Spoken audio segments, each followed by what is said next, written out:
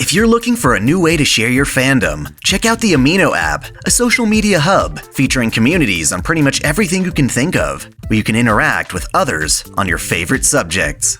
In particular, they have an extensive community surrounding Fate and Fate Grand Order. Compared to other social media apps, Amino is streamlined and easy to use. It's visually flashy and fun, making it a great place to share articles, images, videos, polls, and quizzes. Each portal has a main post feed, as well as live text, voice chats, and an archived list of images posted to the community. You're rewarded for participation, earning credits to customize the interface with your unique style. I appreciate the little things, such as videos playing silently in the feed until you click on them. Come join me. I've set up a poll for you all to participate in by clicking the link in the description or pinned comment beneath this video. Just follow the prompts to download Amino for free on iOS or Android. You can also search your device's app store for Amino. Once in, just search Fate Grand Order and you're all set. Sometimes it's nice to step out of the drama and enjoy a story's characters in a pleasant environment. Fate is no exception.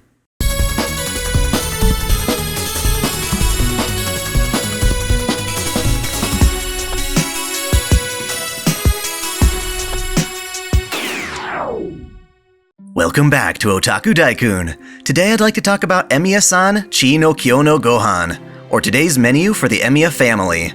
For people who weren't so invested into the Fate franchise, the announcement of the series definitely seemed like creators trying to milk every last drop out of it.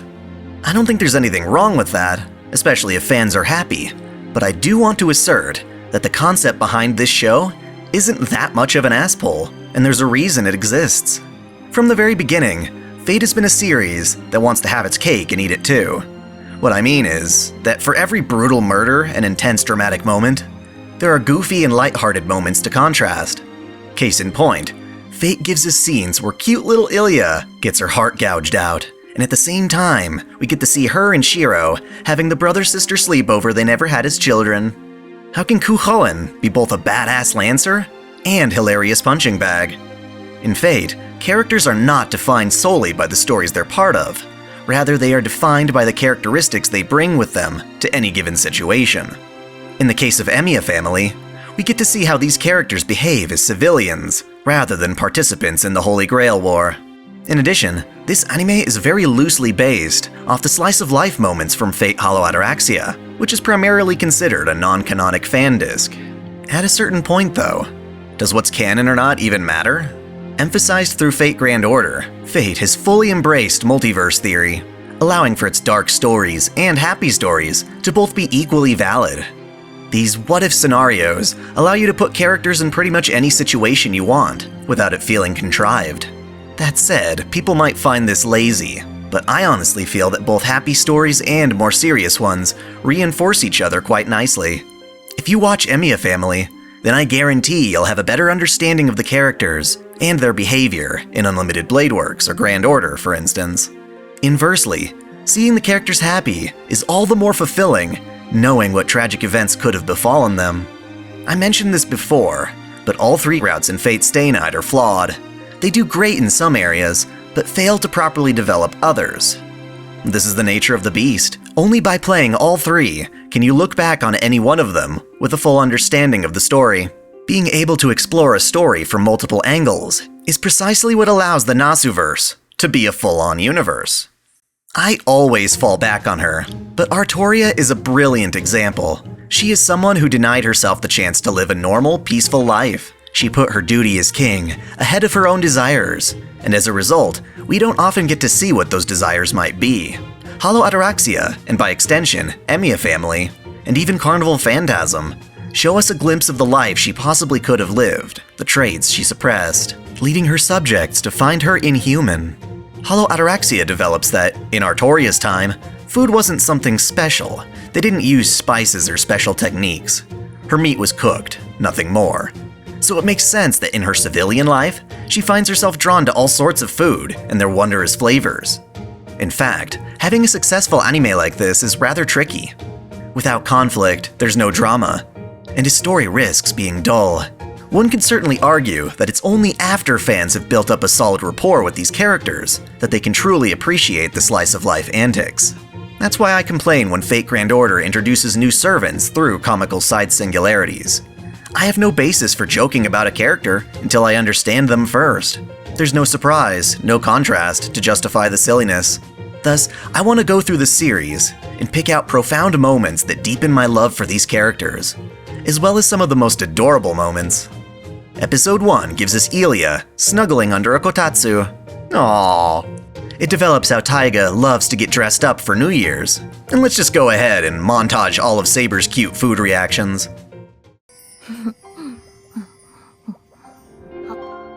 こういう形の。いい出汁が出てます。美味しいです、シロ。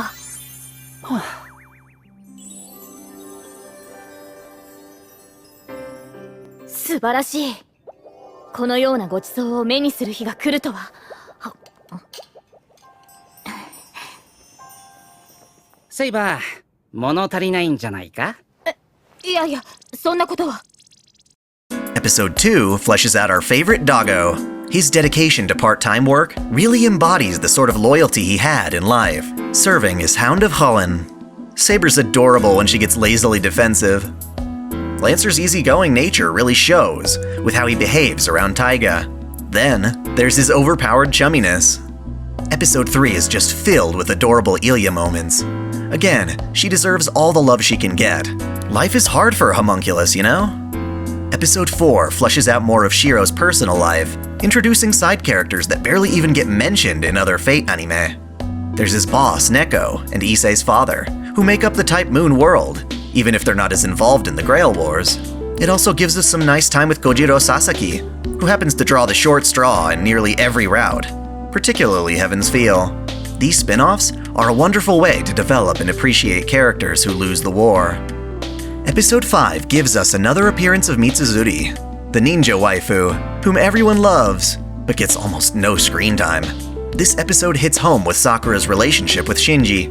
It's important to remember that for all the horrible things he does to her, she wants to have a good relationship with him. While he doesn't deserve it, we have to respect what makes Sakura happy.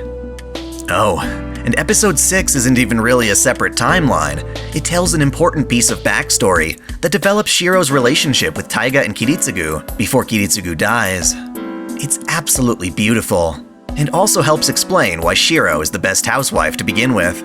It adds a richness to his entire story which, while not necessary, it's valuable. Anyone who's ever played Hollow Ataraxia would be stoked to see Waku Waku Splash finally animated. For many, it's a wholesome, glorious fan service. Let us bask in the sunlight for a moment.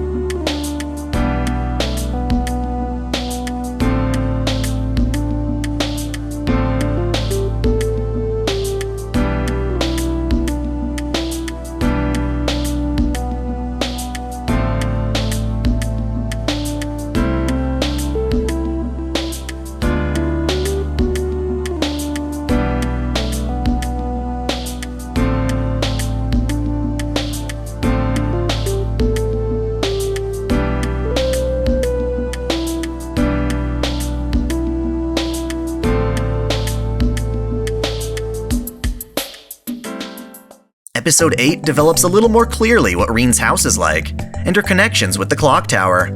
And honestly, any time for Rin and Sakura to bond as sisters is worth its time. In episode 9, there's a pretty rich and endearing set of circumstances between Medea and Kuzuki that never got fleshed out during Stay Night.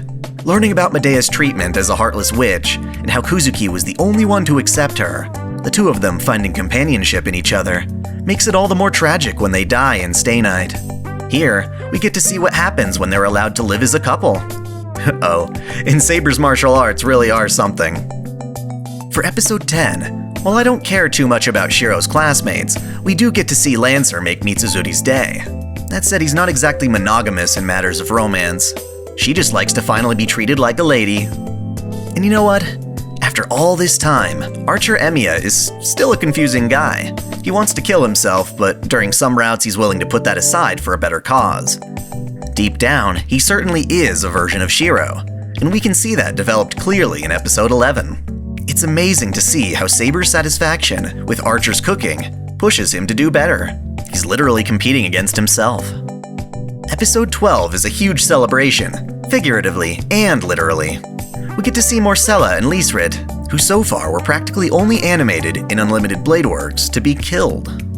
Ryder gets some needed love by showing off her driving skills. And even our big boy Berserker, who can't even talk, gets the chance to express himself in a more profound way.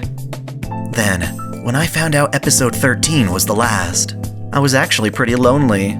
These are characters who have all found their way into my heart, and I love seeing them in every capacity. It's far more than a slice of life to me, and I hope you all agree, or at least understand. Sometimes, growing up alongside fictional characters can help ease you through life, and make you feel like you have a friend, even though they're not real. Maybe I'm just a pansy, but I'll leave that up to you guys in the comments. At the very least, I wanted to express that this anime is just as welcome to the Nasuverse, and just as valuable as the murder death kills. Thanks for watching. If you enjoy this channel, help me beat the algorithm by liking, commenting, and sharing the video, subscribing to OtakuDaiKun, and most of all, smashing that notification bell as if it were your waifu. That way you'll never miss out on all of my anime content, lore videos, live streams, and Holy Waifu Wars polls. My vids are struggling to get featured, so that bell is absolutely critical. If you want to support me directly, check out my Patreon, or consider donating via Super Chat. And as always, celebrate your fandom.